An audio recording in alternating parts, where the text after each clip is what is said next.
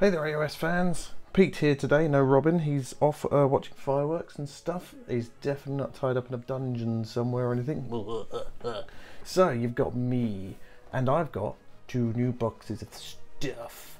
These are the Sepulchral Guard and Ironskull's Boys, the two first warbands released for Shadespire. So got these today.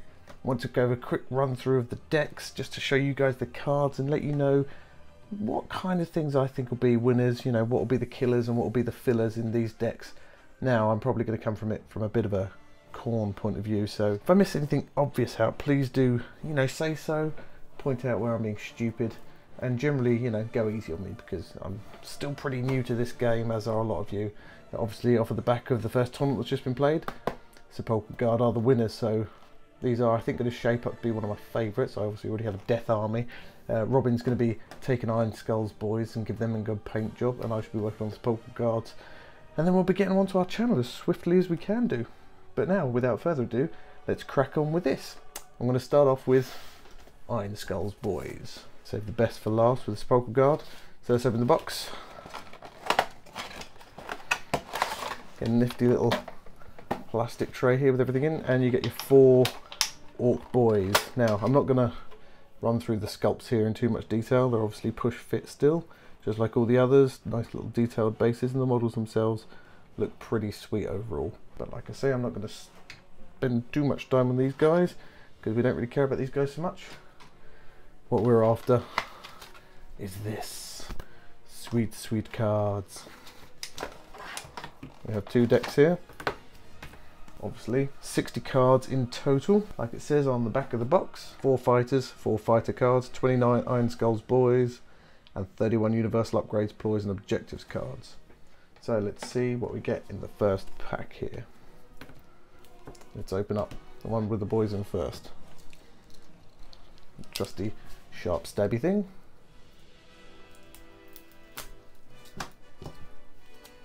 Get off this horrible plastic. And let's have a look. So we've got our 4 Orc Boys to start with here. I'm not going to go too much into these because a lot of people have already seen these guys, but just a quick rundown. We've got Basher, Bonecutter, Gerzag, Ironskull himself, and Hacker. These are all pretty standard guys. They all become inspired once they have suffered damage.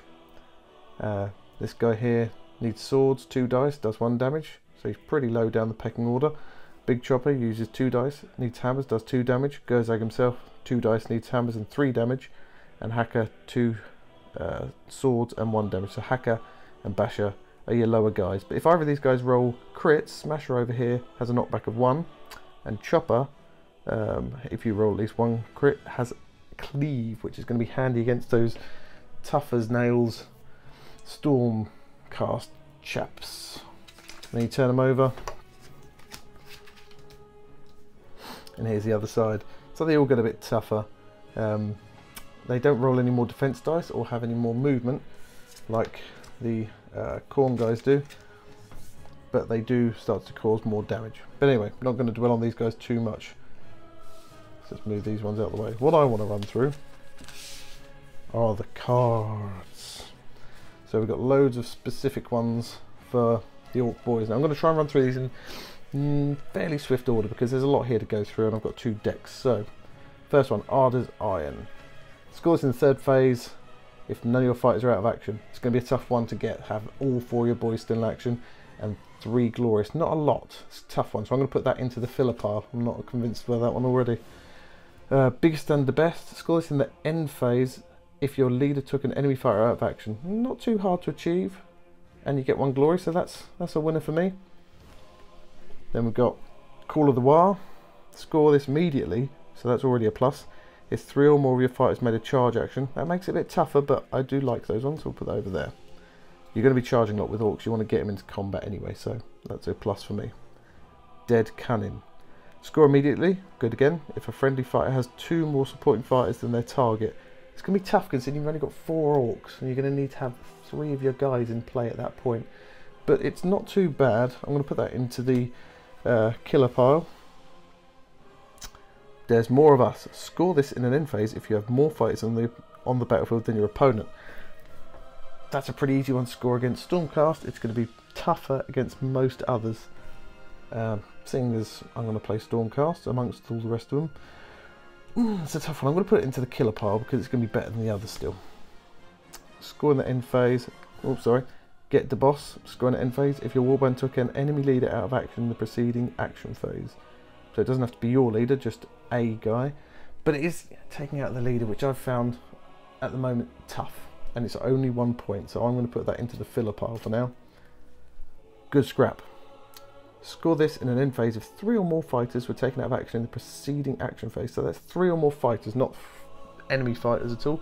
Just 3, so it could be your guys, could be the other guys. Now that might not be too bad if you're up against Sepulchral Guard, maybe the Scavenge, Khorne possibly. But you have got to take 3 or more out, so that's going to be tougher. But it is 2 points. If you've got 3 or 4 players, you have to take 5 or more fighters out. So, not too bad. Put that in the killer pile. Punch up. Score this in an end phase if each of your surviving fighters of at least 2 made an attack action against a different enemy fighter in the preceding action phase. That's not too hard to do. You just need 2 guys to make an attack action against someone. So I'm going to put that in the killer pile because that gets you 2 glory as well. Too dumb to die. Score this immediately if a friendly fighter suffers 3 or more damage in a single attack and is not taken out of action. Yeah, I don't really like that one as much. Depends who you're against. If you're up against Sepulchral Guard maybe, or possibly Khorne who do less damage, but against Stormcast you're going to need luck on your side if you're going to try and achieve that one, so not convinced. I'm going to move that one. I'm going to create a third pile here. I've got my fillers, my killers, and my I don't really know what's. Some of these might have gone in there really, but yeah, I'm making up as I go along, so what can you do? Blooded. Score this in the end phase if all of your surviving fighters, of at least 3 of them, have at least 1 wound token. That's not a bad one. It's not a bad one. As you're going to be getting in there stuck in a lot, I don't see that as too terrible. So I think I'm going to say that one's not a bad one. That's a filler. That's a killer. Got to remember my own terminology. Brawl. Score this in an end phase if all friendly fighters are adjacent to enemy fighters. Like that one. 2 glory, so that's nice and easy to achieve. Put that one over there. Contained. Score this if in the 3rd end phase if all surviving enemy fighters are in their territory. If all surviving fighters from 1 or more enemy warbands are in their territory, if you have 3 or 4. It's going to be tough. Plus it's in the 3rd end phase. You've got to contain people. I haven't found it very easy to contain people yet, and seeing as you've only got orcs, there's only 4 of you versus possibly 5 Khorne, that's a tricky one, so I'm going to put that into the filler pile. I'm not so convinced. It may be 3 glory, but yeah, it's going to be tough. That one is a shared one though, should mention that, so other people could take that and it could be better for them. And also Brawl and Blooded here, these are also both non-orc specific ones, so the Brawl one would be good for Khorne, would be nearly impossible for Stormcast because you need at least 3, and Blooded fairly possible for Stormcast but not so much for Khorne. Divide and Conquer. Score this in an end phase if each player has at least 1 fighter in their own territory and at least 1 fighter in enemy territory. That one shouldn't be too hard to do really. I would say that's a pretty good one, especially for Khorne. If you suddenly have one of your enemies come sprinting into your zone, you can quickly do the same. That wouldn't be too hard to achieve. It's only 1, but Endless Slaughter. Score this in the 3rd end phase if 5 or more enemy fighters are out of action. Now that does say enemy fighters, whereas the Khorne one says 5 fighters. This is only 3. It is 3 points, and that's yeah. You need to get 5 or more enemy fighters out of action. So this is only really going to be possible against maybe Khorne, in which case you might as well have Annihilation. Sepulchral Guard might be a bit easier. Not sure about that. I'm going to put it there. Depends who you're going up against really, if you're preparing your deck ahead of time. Geared for War. Score this in an end phase if each of your surviving fighters, at least 3 of which, has at least 1 upgrade. I'm going to put that in the middle pile again because I find that generally when I'm doing upgrades I want to load them up. All eggs in one basket is how I do my play. Ploy Master. Score this in an end phase if you played 3 or more ploys in the preceding action phase. Yeah, it can be quite handy. Depends on how your ploy deck is is made up really, I guess. Not too sure on that one. I'm going to put that in the maybe pile. Centre Victory. Score this in an end phase if all surviving enemy fighters, at least 3, have at least 1 wound. That's going to be tough unless you're up against someone like Stormcast. I'm not really sure about that one. I'm going to put that one into the filler pile because I'm not sure for 1 point it's worth the hassle to try and get that one. Superior Tactician. I don't think I'm allowed this one. Score this in the 3rd end phase if you have scored 6 or more other objective cards. Yeah, I'm not really sure about that one. I'm going to put that one in the possibly pile, but that one could be tough to get. Although you're going to end up scoring more objective cards, hopefully, than you are going to be killing people most of the time. So that one might not be too bad. Twilight Conqueror. Score this in an end phase if all of your surviving fighters, at least 3, are neither in your territory nor your enemy territory. That one is really tricky. You've got to get them all on the middle row, if I've read that right. You've got to get at least 3 right down the middle line that goes between the 2 boards and nowhere else. And it's only 1 objective point. So no for me. That just seems like too much work for really not enough reward. Plus, as only you need at least 3 people, it's going to make it even tougher. Victorious Duel. Score this immediately if your leader takes an enemy leader out of action. They're always tricky to get off, I found so far. I mean, orcs don't move the fastest, they've only got a movement of 3. You've got to be lucky to make sure that you're able to get them in the right place and able to kill the enemy leader. I'm going to say that's a maybe because you do get 2 glory for it. That is all of the objectives, so for me, a fairly even spread of definites, maybes and noopes. And again, because you've got certain cards are, look at these, 9 orc objectives. 11 other ones that anybody can take, and there's something that you definitely would want for your Stormcast and your Khorne as well. And now we're going to get on to our ploys and our upgrades. Now I'm going to open the other pack together and run through them all in one go. As you can see, nice big thick deck of cards. I do like a nice big thick deck of cards. Loads and loads of options here. I really have no idea how I'm going to ever work out what I want to put in my decks now with all this. But anyway, let's crack on. So, Arded. This is an orc card. When this fighter suffers damage, reduce that damage by 1 to a minimum of 1. That's not too bad. I like that one. Be good to stick on. Oh, you can open it on Hacker or Basher. Not too bad. Aspiring Boss. So this one is for Hacker. During an attack action by this fighter that targets an enemy leader and fails, you can re-roll 1 attack dice. Not a fan of that one because you've got to be up against the leader and it's got to be on Hacker, so I'm going to say no straight away. That's too specific for my liking. This one's for Gerzag or Bone Cutter. I like the fact that these upgrade cards seem to reflect more than one person, whereas the other decks, it was always a specific fighter. Gives you a little bit more flexibility. Crush and Cleave. This fighter's attack action gains Cleave. Oh, I like that one straight away. That's good for fighting against Stormcast. Deadard. This fighter can only be driven back by a critical hit. Yeah, it's not bad. Not bad. It's handy when you're on an objective and the pesky opponent pushes you back off of it when you want to capture it, so I'm going to put that in the year. Plus again, Gerzag or Bone Cutter can use it. Brutal Frenzy. Roll an extra dice when this fighter makes a charge action. Hacker or Basher. That's not a bad one either. And I like the fact again that you can either put it on either of them depending on how the game's going. I like that. Headlong Rush. This fighter's attack action gains knockback 1 in a phase in which they make a charge action. That goes on Basher. Now he already has a knockback, I believe, Basher, depending on if he's inspired or not. No. On a critical hit, this attack has a knockback of 1, so you could have a knockback of 2, which means you can knock them back 3 squares. That's pretty cool. That's not bad at all. I like that one. Unkillable. Oh, that sounds good. During an attack action or a ploy that takes this fighter out of action, roll a dice. On a shield or an exclamation, they suffer no damage and are not taken out of action. You discard the upgrade. So that's like that gives Gerzag, who obviously is your main man, it gives him an extra life, effectively, on a 50-50 chance, of course. But that's still worth a shot if I do say so myself. Headbutt. So this is an attack that does 2 dice, 2 damage, and it only goes on Gerzag. Now he does 2 dice 3 damage normally, but in this case it says if this attack action succeeds, the target cannot be activated for the rest of the phase. Oh, that's juicy. If you could get that in at the start, you really could stuff up your opponent. I like that one. Brutal Swing. Now this one's a Bone Cutter one. Bone Cutter does 2 dice hitting on hammers and 2 damage normally. This one hits 3 dice on swords and 2 damage. But this targets all adjacent enemies. I've yet to use that against Stormcast. I'm not sure you're going to get the chance, but against Khorne could be quite good. And then we're going to get into the generic cards. So I'll move these upgrades over to the side.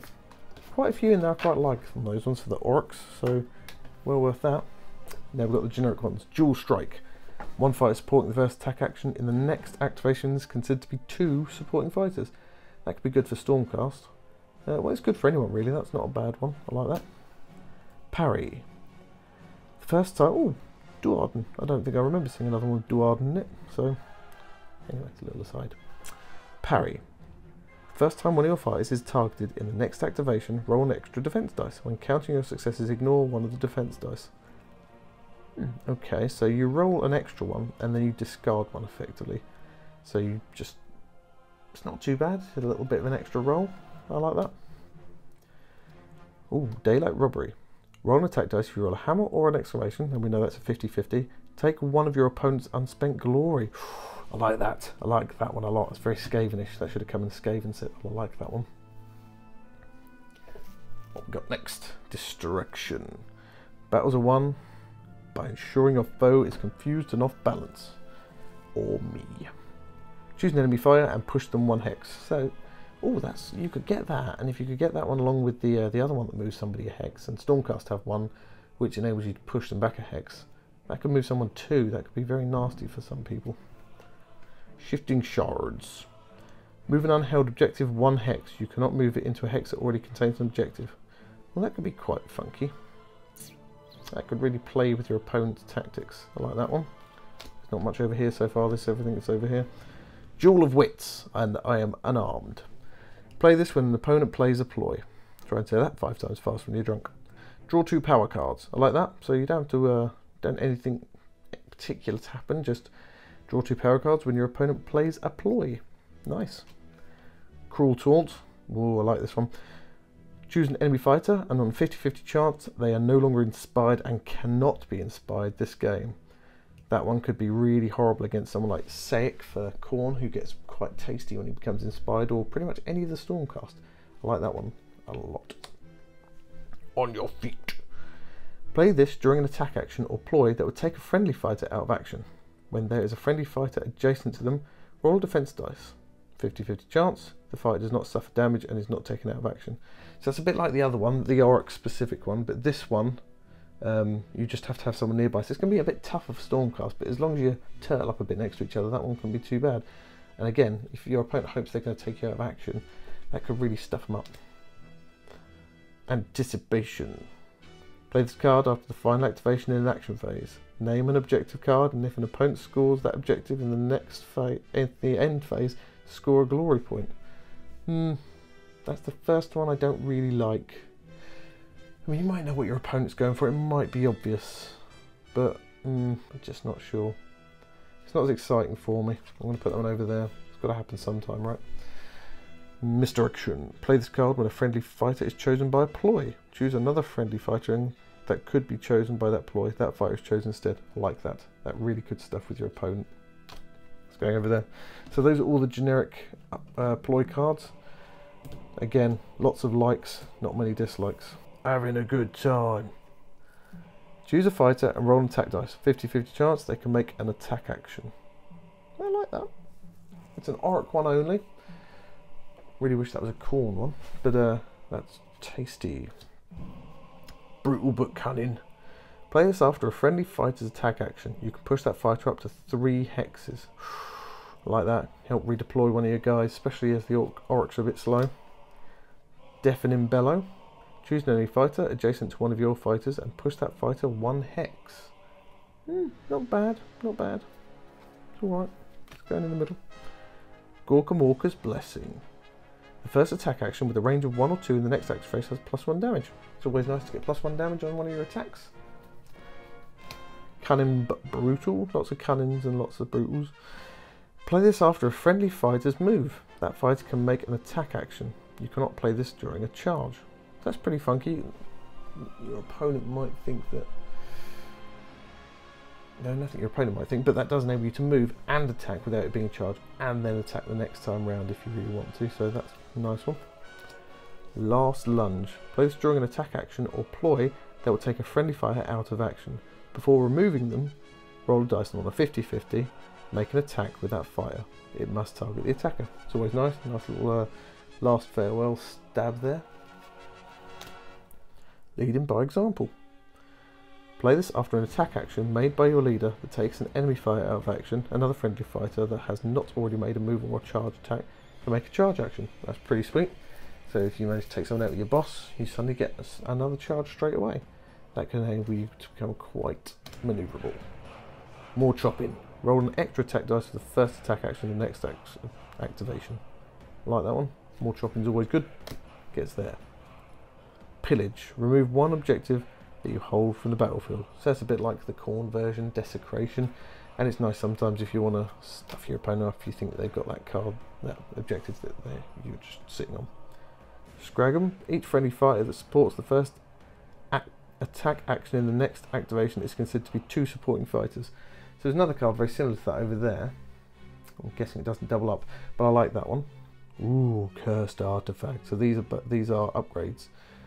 +1 defense, but -1 wound. So that could be good if you play that on Stormcast or Oryx, because they both got plenty of wounds to go around, especially if you've already given them the +1 wound card. Now this applies to any one of these Auric ones, so I'm going to move the Auric ones out of the way, and that one gets not bad for me. Legendary Swiftness, +1 move. That's a bit boring. It depends on who you are. If you're Stormcast maybe, or you're Auric you want the move, but take it or leave it for me. The Shadowed Key. If this fighter is holding objective 2 in the 3rd end phase, score 2 glory points. Meh.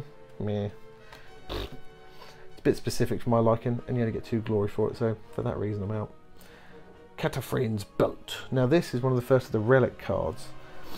I think if you're going to get these, you probably want to go all in and get for as much of them as you can. So if this fight has 2 or more Cataphrane relics, then you gain different cumulative abilities. If you've got 2, during the attack action targets a fighter, reroll the defense dice. If you've got 3, you also get reroll the attack dice if you're using this fighter. If you've got 4, you can draw 2 power cards after the fighter's action, on this fighter's action, and if you have all 6, you gain 4 glory points. That's pretty tasty if you can get all 6, but yeah, it's going to be tough to get all 6, so for that reason I'm going to put it into the pile. It's going to be tough to achieve that one, and you really are putting all your eggs in one basket. Shard Caller. I'm not sure he went a bit country accent there, and apologies to anyone from the country. That was a terrible accent. At the beginning of each action phase, you can switch an objective held by this fighter with any other objective.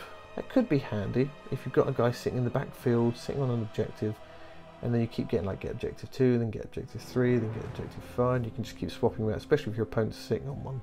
So I'll put that in the maybe pile. Flickering Image. After an attack action made by this fighter that scores a critical hit, you can push them up to 2 hexes. Not bad. It's getting a maybe from me though. Shade Glass Darts.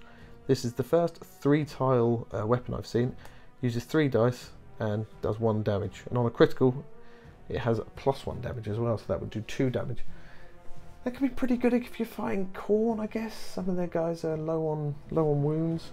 I'm not sure I'd use it against Stormcast though, because you just don't want to give them those saves early on without knowing you're going to do a lot of damage. But having said that, it does have a range of 3, so it could be good for Stormcast to hit Khorne guys, or maybe the Sepulchral Guard. So I'm going to put that in the maybe pile. Low Blow. So this is 2 dice, does 1 damage. Both swords and hammers are successes for this attack. That's not bad against some of the Khorne guys who have a pretty low powered attack. Looking at the Orc guys, there's you could give that to Basher, who has 2 dice and only does 1 damage, but he loses the knockback if you do that. Or maybe you could give it to Hacker, who does 2 dice, hits on swords and does 1 damage, but he might get the cleave ability, which would be good against Stormcast, so I'm not sure. Balancing out that one. Swift Strike. Re-dice, hits on swords, 1 damage. Before making this attack action, push this fighter 1 hex. I'm not really sure if that's any use. It's got a range of 1, so before you can do your attack, you've already got to be next to someone. Maybe you want to use it to push yourself more into a better position before you do the attack. I don't know. It's a bit specific for my liking. That's going in the meh pile. Demonic weapon.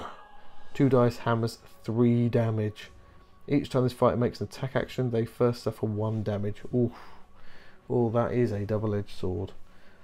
Could be good to give to one of your corn guys, but they won't get to do many attacks with that before they're dead.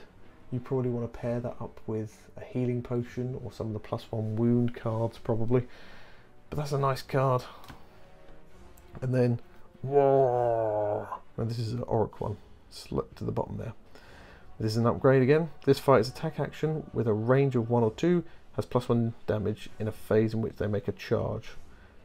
It's pretty average, +1 damage if they do a charge. Not bad though. It's still one I'd pick. So there we go. Those are the Orc cards, and what can I say apart from the fact that, wow, there's a lot of cards in there that I'd really like. I don't know how I'm going to pick a deck now that there's all these extra cards already in there. There's a lot to choose from. But without having to stop too long on that one and reflecting, I'm going to grab the next cards and we're going to look through them. The Sepulchral Guard. Let's have a look at these guys now. Now these are definitely my favourites. So I'm hoping their cards manage to give them the power-ups they need. Again, 2 sprues worth of guys here. Definitely a lot skinnier, these guys. I do like the Warden there with his great big spear. But again, we're not spending too much time drooling over the plastic here because we want this sweet, sweet cardboard. So, let's get them out and have a look. Here we have the 2 decks. Now, I'm hoping these guys are going to be nice.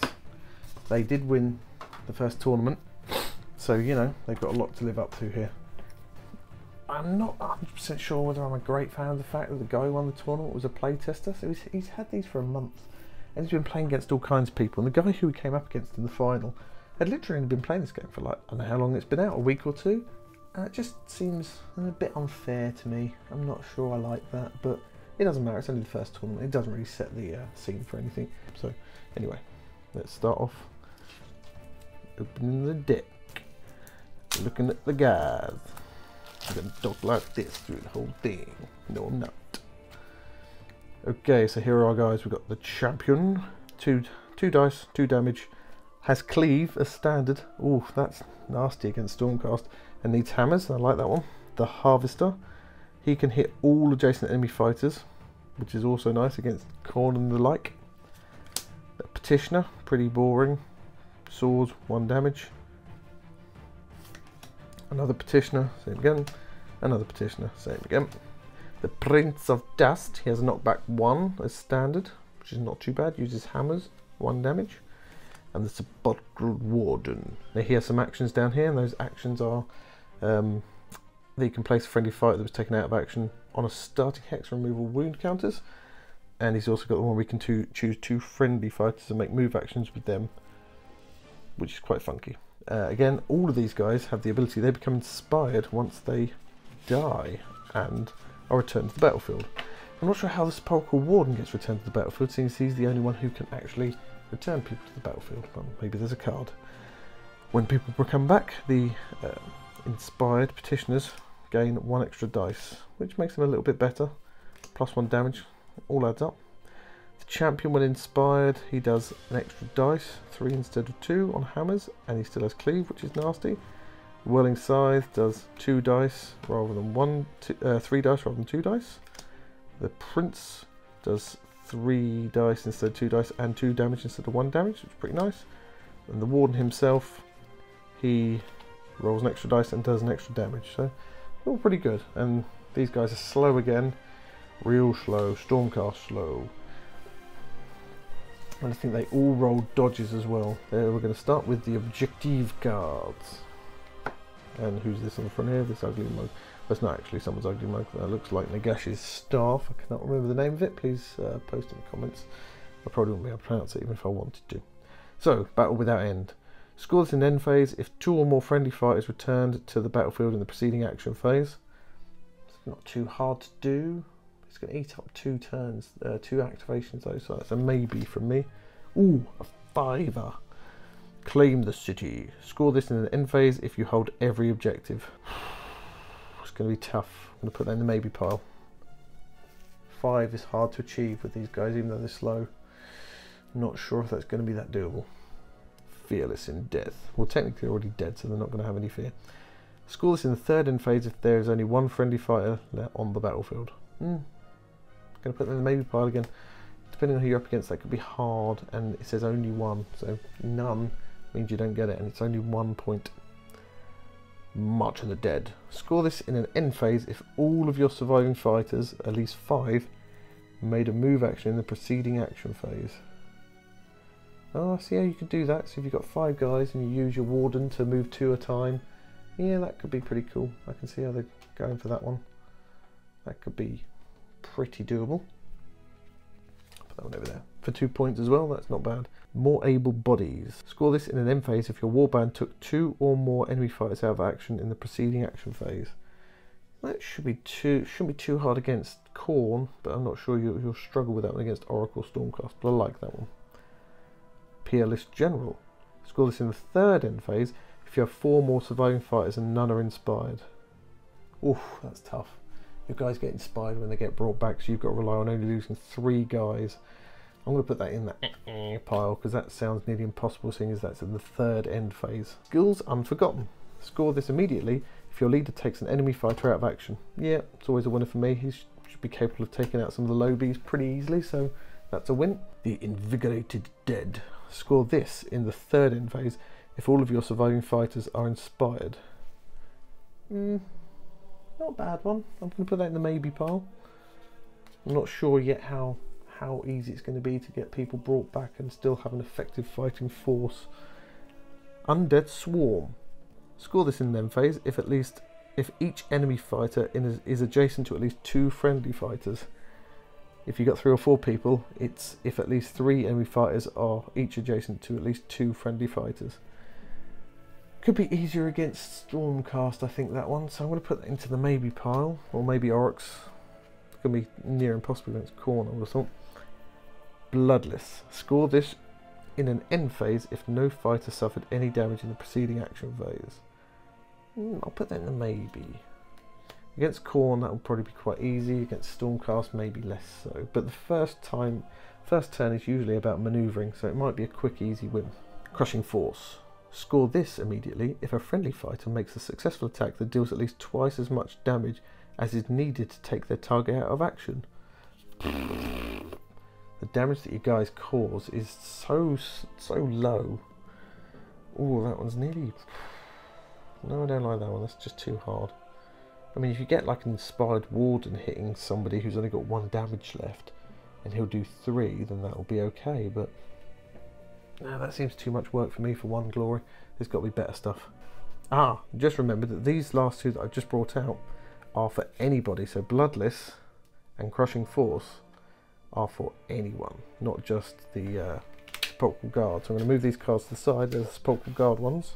So these 2 are for anybody, and that makes them suddenly a lot better. So the Crushing Force one and Bloodless are both considerably more possible to get. Determined Defender. Goes in the end phase if the same friendly fighter has held the same objective at the end of 2 consecutive action phases. That's not too hard. Just gotta have a guy stand there for a while, and you could move them on that from the first turn. So I'm going to actually put that in the win column, because it is 2 consecutive action phases, not 2 consecutive turns. So that one's a definite win, especially with nearly anybody, I think. Flawless Strategy. Score this in an end phase if you score 2 or more other objective cards in this phase. It's a bit of an eggs in basket situation there. I'm going to put that in the maybe. Plant the Standard. Hold this in an end phase if your leader is holding an objective in enemy territory. I'm going to put that in the maybe pile again because that's a bit specific. It could be a bit tricky to achieve. Reaper. Score this immediately if a friendly fighter takes 2 or more enemy fighters out of action. It's a maybe pile again for me, because you've got obviously the Harvester, who might be able to take out 2 people. You've also got Karsus with his chain attack, who might be able to take out 2 people. But it depends who you're fighting. If you're fighting Stormcast, your chances are slim, I think, so it's a maybe. Stymied. Score this in an end phase if your opponent played no power cards in the preceding action phase. That could be worth it, but you've got to rely on them not playing power cards in the preceding action phase. So I'm going to put that in the maybe pile, because you can't really do anything to stop that really. That's more about luck as to what your opponent draws and how they play their cards. Swift Advance. Score this in an end phase if all of your surviving fighters are in enemy territory. For Stormcast, or if your deck is reliant on you getting up in your opponent's grill, maybe, but for me, it's a no. Tactical Supremacy, 1 to 2. Score this in an end phase if you hold objectives 1 and 2. Doubling down on what you got. If you capture objective 1 and 2 and you get this, you're getting another 2. I'm going to put that in the maybe pile. You need a bit of luck there. Not sure I like it. Same with that with 3 and 4. Same place it goes. And hiding behind here, the harvest begins. Scores immediately if a friendly fighter makes an attack action that damages 3 or more enemy fighters. Oof, well, you only got to damage them, but you've got to damage 3 or more. And again, it's only useful for a few people. Casters. Severin may benefit quite a bit from that one actually, because he does have, when inspired, a fairly decent hit everybody attack. But that's a maybe for me. And that is all of the objectives. So I'm going to move these out of the way. There's a few in there I quite like. I think I prefer the Orc deck so far for the most part. So Robin, if you want to swap, just let me know. Right, so we're going to move on to our ploys and our upgrades. Okay, quick battery change and we're back in the room. So let's crack on with all of these upgrades and ploys. Ancient Commander, and again these are going back to the Sepulchral Guard specific ones. Choose 3 other friendly fighters and make move actions with these fighters. This does not allow a fighter to move twice in a phase, and this is for the Warden only. So that means you can move 3 people rather than 2 people, which makes you a lot more manoeuvrable. Could be a winner. Assumed Command. Each friendly fighter that supports this fighter is considered to be 2 fighters. Supporting fighters. This is for the Prince. Not a bad one. Get a few of the what are they called? Get a few of the inspired petitioners along. Could help you there. This one's for the Champion. Deathly Charge. This fighter's attack action with a range of 1 or 2 have +1 damage if they charge. Nice, it's a fairly general one here for a specific character, but lots of these floating around. +1 damage if you charge. It's always a winner. Frightening Speed. Now I will say with these is obviously if you charge, that's it for that turn. So it's not a bad card, but I think there are better ones. If you can just get the +1 damage one, that's obviously a better card than this one. Frightening Speed, +2 move. Now that's for the Harvester, Champion or Prince, and they have very low movement, so that would actually be quite good for them, and it's +2, not just +1. Grim Cleave for the Harvester. His attack action gains Cleave. That's quite juicy. I like that one. That would be a definite for me if I was going to have when I have the Harvester. Remembered Shield. This fighter's defense characteristic changes to a shield. Oh, for the Warden, Prince or Petitioners. You'd be wasting it if you put it on Petitioners, and you're probably going to put it on the Warden or the Prince. That's not a bad one. Undying. +1 wounds. It's always a nice one to have +1 wounds. It's going in there. More of these. Fortify. Oh, so that one is the last of the Sepulchral Guard specific ones. There wasn't a lot there so far, but that's just the upgrade cards. And most of those were almost musts that I'd have in a deck for my guard. Now on to the generic ones, and there's some tasty ones in here. So Fortify. Friendly fighters holding objectives have +1 defense. So if you grab 2 or 3 objectives, you want to hunker down. This one would be a nice card to play, and it's a ploy as well. Mighty Swing. Your first attack action with a range characteristic 1 in the next activation phase targets all adjacent enemy fighters. Oh, that would be juicy for Saïk or Oberyn. That could be a pretty filthy attack, that one, especially if you're up against someone with lots and lots of models around. That one is going to be a killer. Trust to luck. As I always do, it's better to be lucky than good. Discard any number of power cards and draw up to that number of power cards from your deck. That's a nice one if you just feel like you're really suffering midway through. Forceful Denial. That's not just denial, that's forcefully denying. Play this when an opponent plays a ploy. Try and say that when you're drunk. Roll a defense dice, and on a shield or an exclamation, so that's shield or crit, 50-50, the ploy has no effect. I like that. Could really do your opponent in when they're just about to play something. Triumphant roar. Roar. There is naught so sweet as victory. Opera in the bold. He's never tasted splendor. Play this after a friendly fighter's attack action takes an enemy fighter out of action. You can push each enemy fighter adjacent to the friendly fighter 1 hex. Oh, it's a bit meh for me. Putting it in the meh pile. Might be useful if you're up against Khorne and they're all bunched up, but it's a bit specific for my liking. Scavenge. Play this after a friendly fighter's attack action takes an adjacent enemy fighter with an upgrade out of action, gain a glory. That's not too bad. Yeah, I like that one. It's a free glory point. It's always nice when you can suddenly pick up glory before the end phase. Stumble. Play this after a friendly fighter's attack action drives an enemy fighter back. They are driven back an additional hex. Yeah, pretty meh. Not sure I'd go with that one. Shattering terrain. So any fighters that make a move action or pushed or driven back in the next activation suffer 1 damage. I like that one a lot because that one's going to help you lock down your opponent. It's a bit double-edged because it stops them from moving, but if they don't move and they just hit you, then you're going to be taking a damage if they knock you back or drive you back. But I like that one. That could really lock down your opponent, especially if they're Khorne. Khorne aren't going to want to move people. They don't want to take damage as much. I like that one against Khorne. But it's also nice to get a free wound off against Stormcast if they decide they still want to clump along. Usury Fighter. Choose one of your fighters on the battlefield, place them on a starting hex in your territory. I like it. It plays around with what you're doing. Would I take it? I'm not sure. I'm not sure. Time Trap, not like the Time Warp.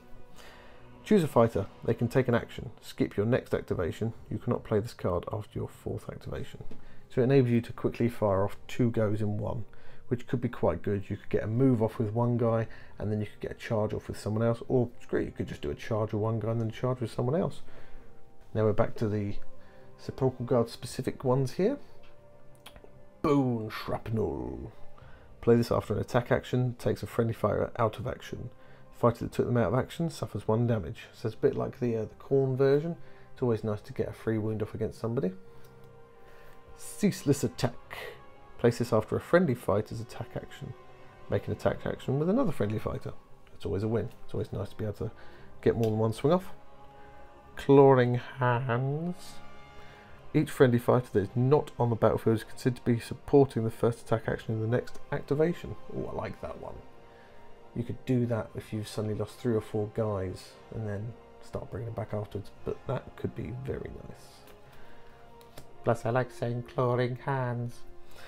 Dance Macabre. Any friendly fighters that make a move action in the next activation phase can move 1 additional hex. That is a bit meh. +1 move.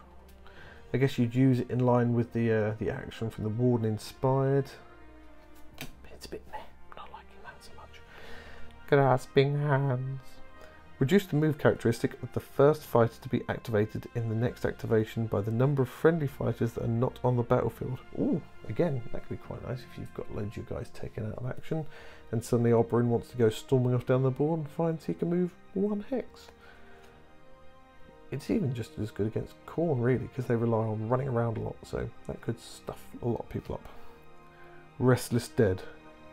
Place a friendly fighter that was taken out of action other than the Sepulchral Warden on a starting hex in your territory.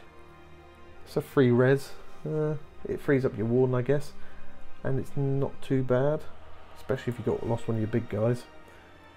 I like that one. Spectral Form. Any friendly fighters that make a move action in the next activation can move through other fighters but must end their moves in empty hexes. It's not too bad. I've not found many situations where people are being in the way. It's been a massive blocker to the game. I'm putting that in the maybe. It might be more useful than I'm giving it credit for, but you know, as with all of this stuff, let me know in the comments below how rubbish I am at evaluating things. Swift Evasion. Choose 1 friendly fighter and push them up to 2 hexes. Their new position must be further away from all enemy fighters. Yeah, I don't really think that one's going to be so great. Terrifying Screams. It's a lovely picture. Choose an enemy fighter and push them 1 hex. I like those ones because they really stuff your opponent up. The Necromancer Commands. Play this after a friendly fighter's attack action that fails. Make the attack again. I like that. I like that one. It's a reaction as well. It's always nice to have reactions. It's a plus from me. Fatal Strike. Another reaction. 2 hammers, 2 damage. Make this attack action during an attack action that takes this fighter out of action. How many times can I say action? Before they're removed, they can wallop someone, and it has to be the person attacking them. And that's the champion. So it gives you one more final strike back. I'm not so sure about that one. The champion can be brought back though, so with that in mind, that's actually a bit better, because your opponent's going to want to take out your big guys, and if you get him up front in people's faces, supported with a lot of the petitioners, he could be a real pain in the backside. Focused attack. For at least 1 exclamation, it gets cleave. Only the harvester can get this, but it is a 2 dice, 2 hammers, 2 damage attack. Doesn't hit everybody, just hits 1. But his normal attack is 2 dice, and it is 2 damage, but it's swords.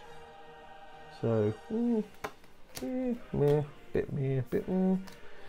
Lethal lunge. Gets cleave. 2 hammers, 3 damage on the warden. The warden uninspired is 2 hammers, 2 damage, so it's an extra damage, and it gains cleave. It's not bad, not a bad one.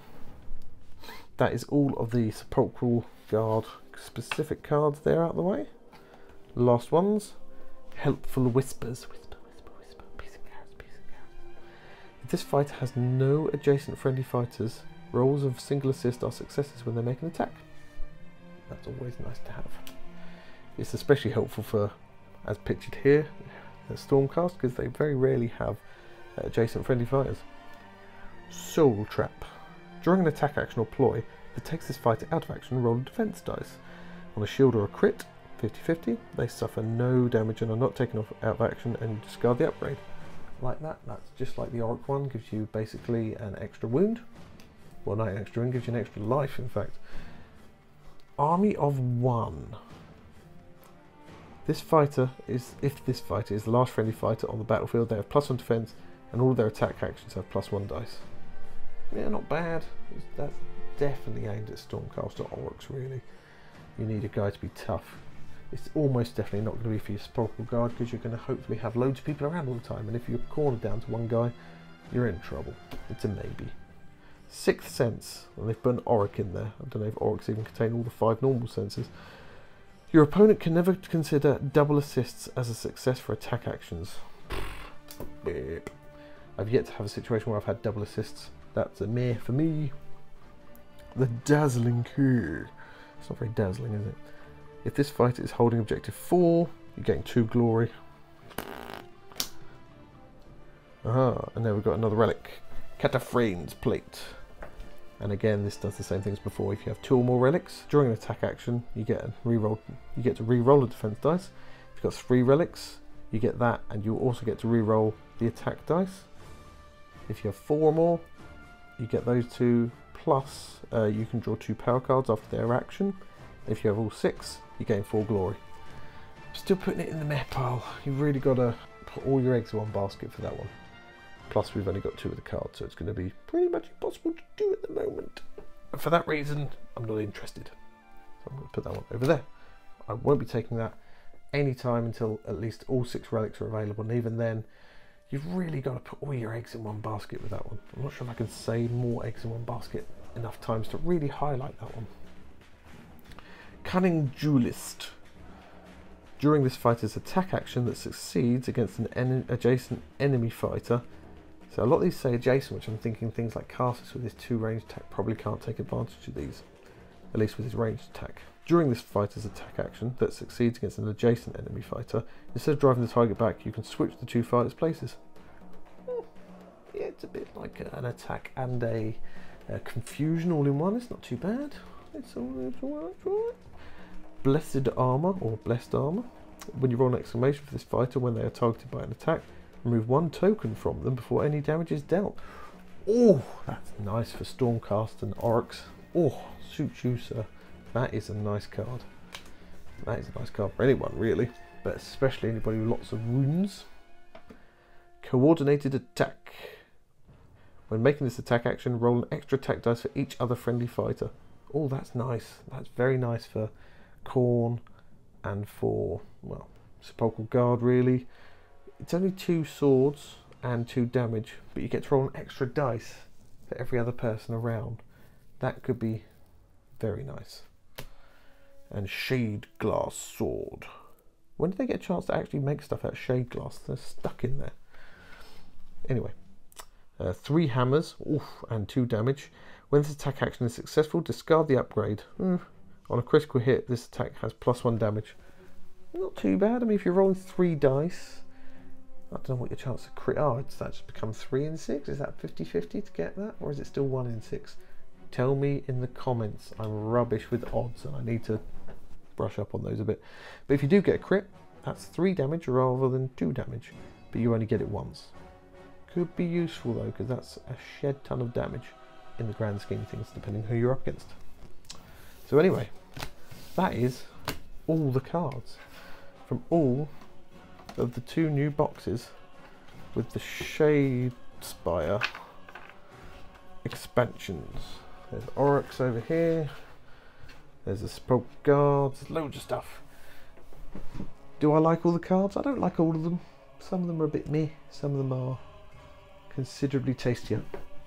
There are some definite musts in there, depending on who you're playing. And there are some in there that I just don't see that I'd ever take at all. But overall, this is going to make my deck building considerably harder. So guys and girls, please let me know how you found this. Please let me know if there's any obvious ones I've missed. Sorry if I went over them a bit quickly, but I didn't want to spend forever on them, considering there was a lot of cards there to churn through. And let me know in the comments below what ones are new must-haves for you and which ones you'll be pretty much taking a torch to. Hope to see you soon. Bye!